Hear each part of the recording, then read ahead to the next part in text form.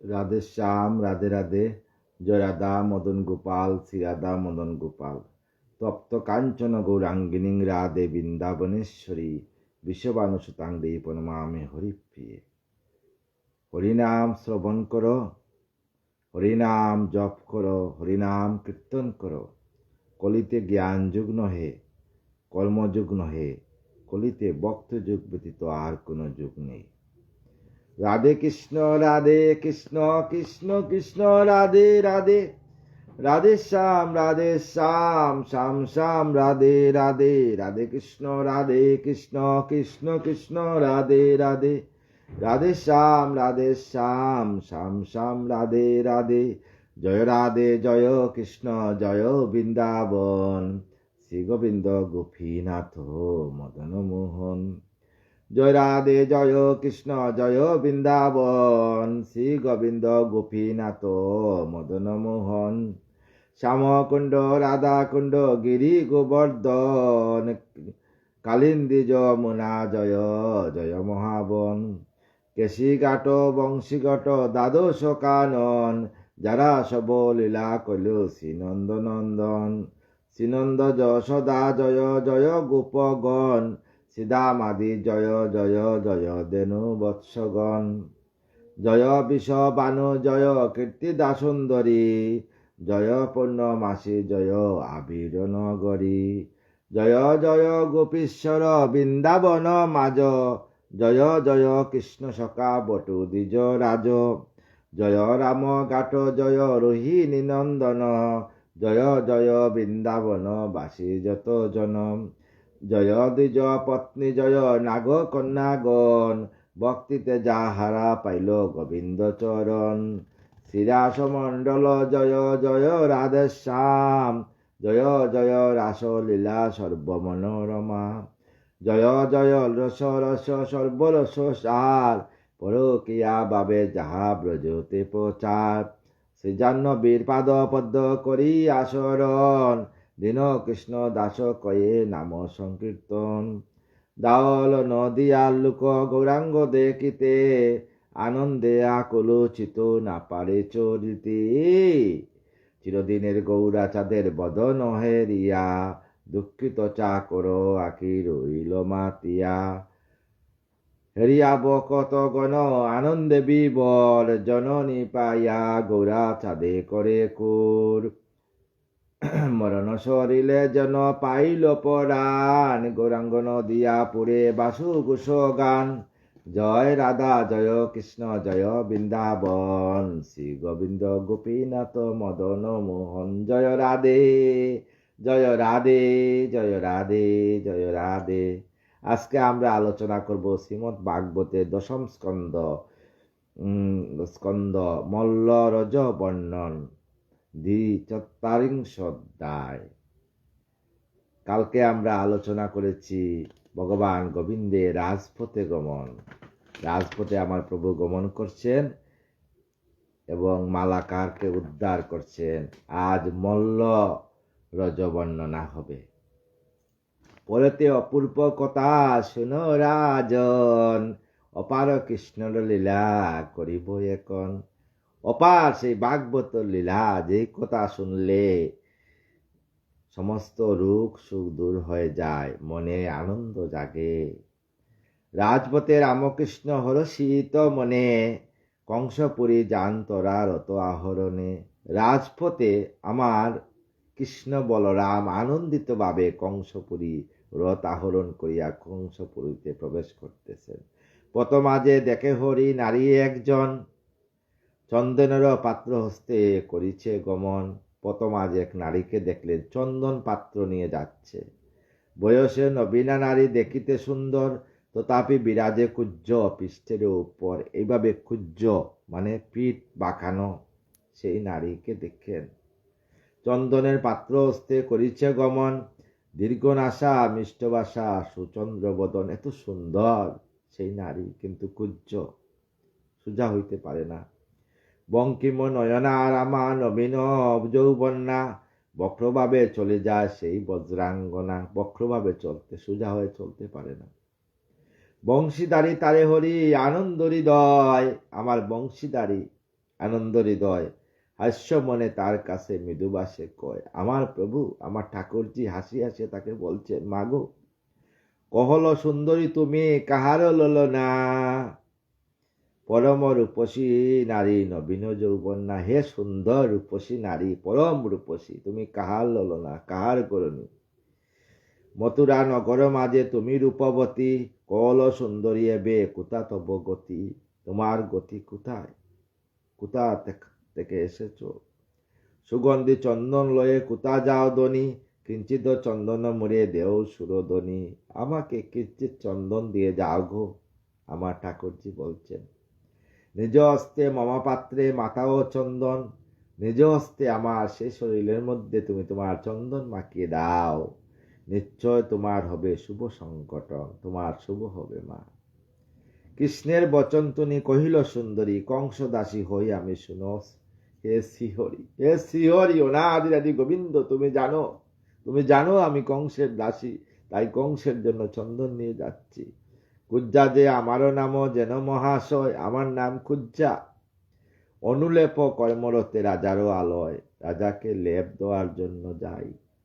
আমারও চন্দন কংস প্রিয় সর্বক্ষণ, কংস রাজ অঙ্গমাকে সেই সুচন্দন। এই যে চন্দন নিয়ে যাচ্ছি, এই চন্দন কংসের খুব প্রিয়, আর আমার হাতের চন্দন কংসেই মাকে, আর কোথা থেকে মাকে না। রাজারও চন্দনে যেন মহামতি, কংসালয়ে আমি তাই করিতেছি গতি। আমি কংসালয়ে যাচ্ছি গো সেই চন্দন নিয়ে। যদ্যপি হে ইচ্ছা তব হয়ে চন্দনে, তব অঙ্গে দিতে পারি কিবা বয় মনে। যদি তোমার ইচ্ছা হয় প্রভু, আমি তোমার অঙ্গে সেই চন্দন মাকে দেব, আমার কোনো ভয় নাই, আমার কোনো মৃত্যু ভয় নাই। কংসের হাতে তো মৃত্যু হবই, কিন্তু আগে তোমার শ্রীঅঙ্গে আমি চন্দন মাখিয়ে দেব। তব যজ্ঞ এ চন্দন এ গুণাকর, তুমি ভিন্ন পাত্র নাই পৃথিবী ভিতর, তুমি ভিন্ন আর পৃথিবী ভিতর কেউ নাই প্রভু, তাই তোমার শরীরে চন্দন দেওয়ার একমাত্র যজ্ঞ সেই চন্দন। কৃষ্ণরূপ দর্শনে কুজ্জা যে তখন, প্রেমাকুল চিত্তে পুলকিত মনে, মানে প্রভুকে দেখিয়া প্রেমে আকুল হয়ে কুজ্জা নয়নের বাড়ি পড়তেছে কুজ্জা। এত কই সে রূপসী সুকমল করে, কৃষ্ণাঙ্গ চন্দন দেয় আনন্দ অন্তরে। আমার প্রভু সেই শরীরের মধ্যে কৃষ্ণ অঙ্গে চন্দন দিচ্ছে আনন্দিত হয়ে। চন্দন যে মালায় কুজ্জ দুজন আরো গায়, আমার কৃষ্ণ বলরাম দুজনের গায়ে। কুমকুমে চিত্রিত অঙ্গ কত শোভা যায়, এত সুন্দর সেই চন্দন। চন্দন আদি দেহ কুজ্জি বিবিধ প্রকারে, কুজ্জ স্পর্শে সুখ পায় অন্তর মাজারে। তাই কুজ্জর স্পর্শে আমার প্রভুর অন্তরে সুখ পেয়েছে, আনন্দ পেয়েছে। ভূষণে ভূষিত অঙ্গ অতি মনোহর, তাহাতে সুবেশ করে পরম সুন্দর, এত সুন্দর। সেরূপের আবা কুজ্জা করি নিরক্ষণ, অধৈর্য হইল চিত্ত প্রেমর মগন। আমার প্রভুকে দেখিয়া, প্রভু রূপ দেখিয়া, আর চন্দন লাগানোর পরে আরো সুন্দর রূপ দেখিয়া কুজ্জা এত আনন্দিত হয়েছে। অনিমেষ নেত্রে হেরে দুয় ভাই জনে, মদনে পীড়িতে তথা হয় মনে মনে। মনে হয় প্রভু তোমার চরণে আমি জড়াইয়ে ধরি চিরদিনের জন্য। কামার্ত হইয়া তথা হারায় চেতন, আর মনে মনে কামার্ত হয়ে গেছে। অনিমেষ দেখে রূপ ভুবন মোহন, এ ভুবন মোহন রূপ কোথা থেকে এলো, তাই দেখতেছে একাগ্র চিত্তে কৃষ্ণ বলরামের দিকে। বলিল কংসর সেবা ফিরি নাই যায়, কাঁদে তার এক দৃষ্টি হরিপদে চায়। এক দৃষ্টি দিয়ে দাঁড়াই তাকাইতে পারে না, তো এক দৃষ্টির দিকে তেরা হয়ে আমার প্রভুর দিকে তাকিয়ে আছে কুজ্জা। দর্শনে কুজ্জা বাবু শ্রীকৃষ্ণ তখন, সদয় হইল তব দেবনারায়ণ। তাই আমার প্রভু সদয় হইলেন। কৃতকব আশ্চর্য লীলা ওহে মহামতি, হরিস্পর্শে কুজ্জা তবে হল রূপপতি। আমার গোবিন্দের স্পর্শ পেয়ে কুজ্জা রূপবতী হল। পরমা রূপসী কুজ্জি হইল তখন, সুপ্রকাশ রূপরে আসি ভুবন মোহন। ভুবনের মতো এত সুন্দর আর নারী নাই। মুনি মনোহর রূপ ধারণ করিল, কৃষ্ণ দর্শনে তার প্রেম উপজিল। প্রভুকে দেখিয়া তার মনে মনে ভালোবাসা জন্ম নিয়েছে, প্রেম উপজিল। তবে ধনী শ্রীকৃষ্ণের ধরিয়া বসন, ধীরে ধীরে মৃদুবাসে কহিল তখন আমার গোবিন্দর বসনে ধরিয়া বলছে, প্রভু ওহে দেব দয়াময়, দয়ার সাগর তুমি, ওহে প্রভু তুমি দয়াময়, তুমি দয়ার সাগর, তব রূপ দর্শনে অধৈর্য অন্তর, তব রূপ দেখি আমার অধৈর্য অন্তর হয়ে গেছে।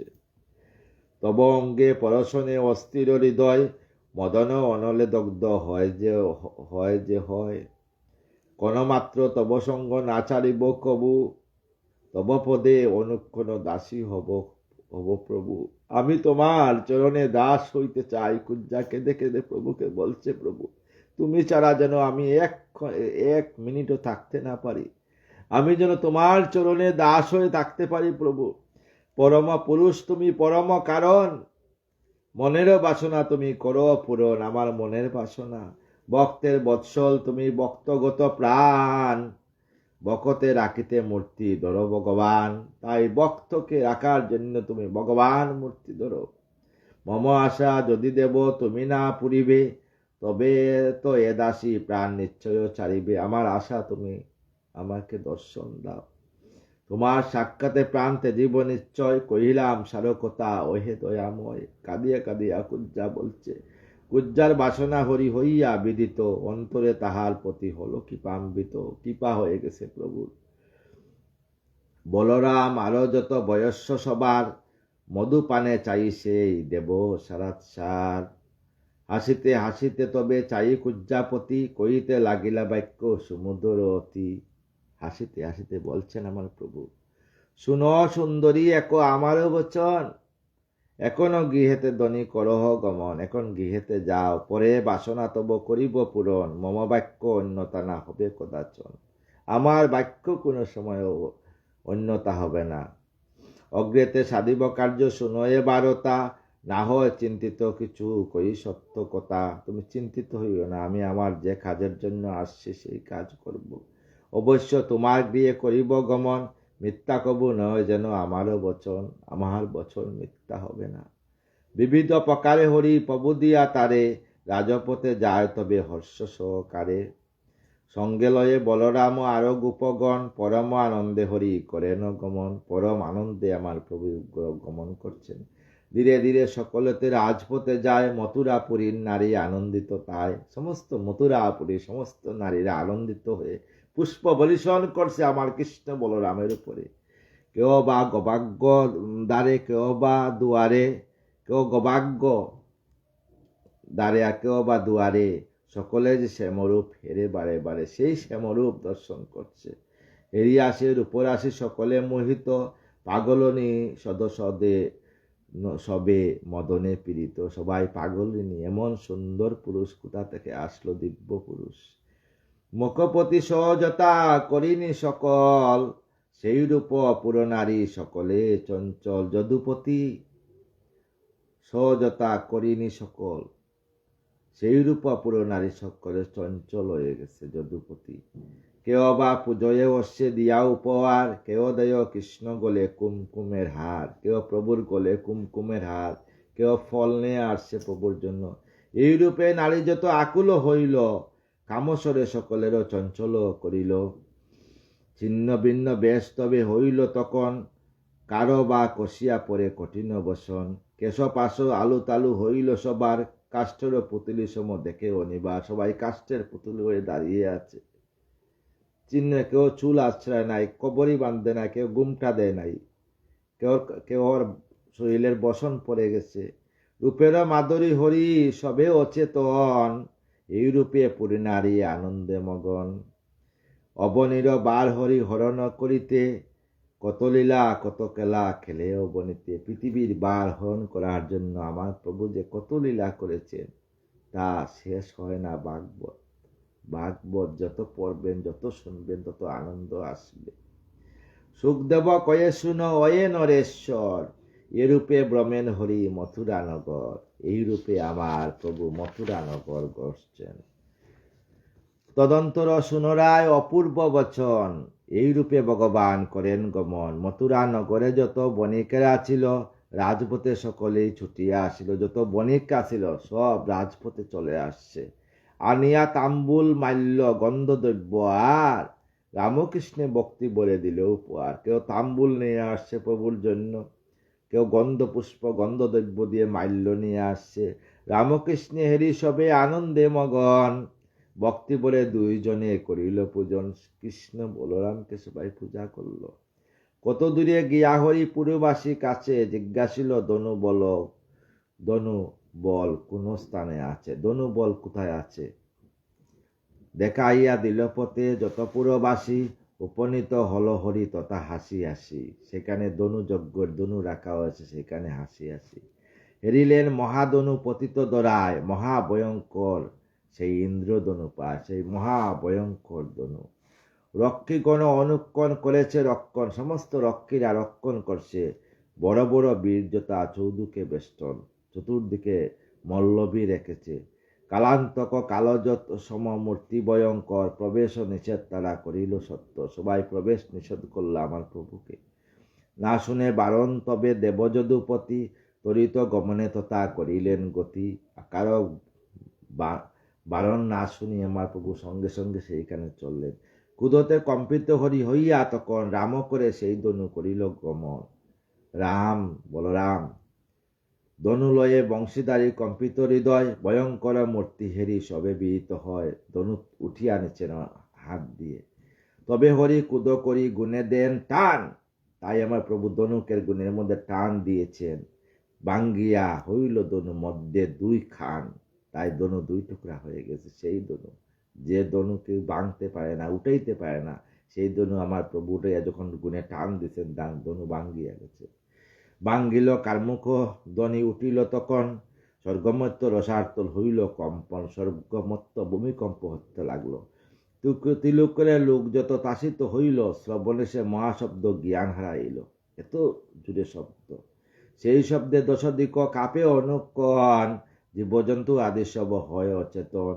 এত জুড়ে শব্দ হয়েছে, বাঙ্গা শব্দ, জীবজন্তু সব অচেতন হয়ে পড়েছে। জ্ঞানারা হয়ে কংস করে নিরীক্ষণ, কংস জ্ঞানারা হয়ে অবাক, সেই ধনু ব্যঙ্গে ফেলেছে। কি হলো বলে জিজ্ঞাসে তখন, কিসের শব্দ জিজ্ঞাস করে। আকুল অন্তরে তার শব্দ, সে শব্দ শ্রবণে ত্রাসিত হইয়া চিন্তা করে মনে মনে। তাই চিন্তা করলো, আসবে সমন করবে দমন, শুনবে না তোর বিনায় বচন। তাই এবার চিন্তা করতে লাগলো, যেতা ধনু গৃহ তবে যত রক্ষীগণ, হেরিল বিষম ধনু হইল বঞ্জন। বিষম ধনু ব্যঙ্গে ফেললেন। ক্ষুদাম্বিত হইল তবে যত রক্ষী দল, দর দর মহারবে দাইল সকল। সমস্ত শক্তিরা দর দর বলিয়া আসছে। বলে সবে দুরাশয় কর বন্দন, শীঘ্র করি লয়ে চলো যথায় রাজন। বন্দন করো কৃষ্ণকে। দৃঢ়গণ কুদমন হইল সে তাই, মারিবারে রামকৃষ্ণ সবে বেগে যায়। সব রামকৃষ্ণকে মারার জন্য সৈন্য সামন্ত চলল। গেরিয়া দাঁড়ায় যত বীরগণ, মহাকুদে করে সবে কত আস্পালন। কত অস্ত্র দুয়া অঙ্গে করিল ক্ষেপণ, তদন্ত রামকৃষ্ণ ভাই দুইজন। দুই ভাই দাঁড়িয়ে আছেন, কৃষ্ণ বলরাম। চতুর্দিকে সমস্ত কংসের রক্ষীরা। ভগ্নধনু তোরা করিল দারণ, তাহার প্রহারে বোধে সবার জীবন। সে বাঙ্গা ধনু দিয়ে আমার প্রভু সবার যত সব রাক্ষস ছিল সবাইকে মেরে ফেলছেন।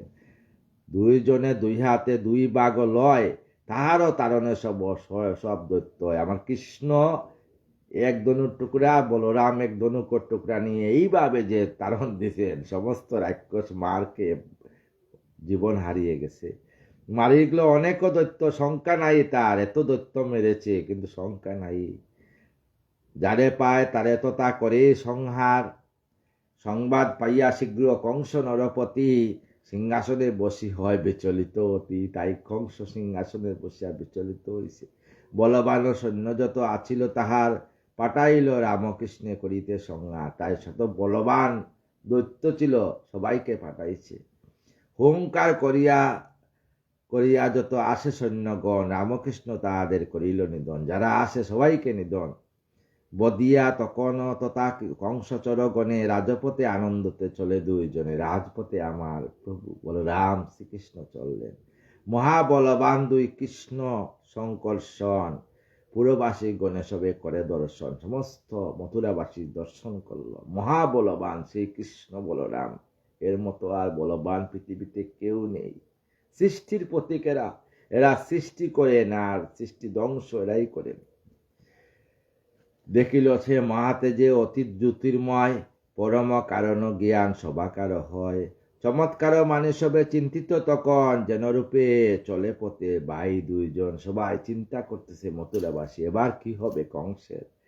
মথুরার পথে চলে হয়ে আনন্দিত, হেন কালে গোপগণ সবে উপনীত। সব গোপগণ আসলেন, নন্দ আদি গোপ আর ব্রজ শিশু দল, সেই স্থানে তোরা করি আইল সকল। গোপস দুই বাইয়ে হইল মিলন, সেই স্থানে ভ্রান্তি শান্তি দূর করে সর্বজন। তাই একটু শান্তি দূর হইল। নিশীতে আনন্দ চিত্তে রইল তথায়, ছানাননি ক্ষীর সবে সকলেতে খায়। তাই সেই রাত্রে সেইখানে আমার প্রভু ছানাননি ক্ষীর খেয়ে সমস্ত গোপ শিশুদের নিয়ে কাটাইলেন। সুখেতে সে নিশা তথা করিয়া যাপন, রামস হরি হয় আনন্দিত মগন। রাম আর হরি, কৃষ্ণ বল রাম আনন্দিত।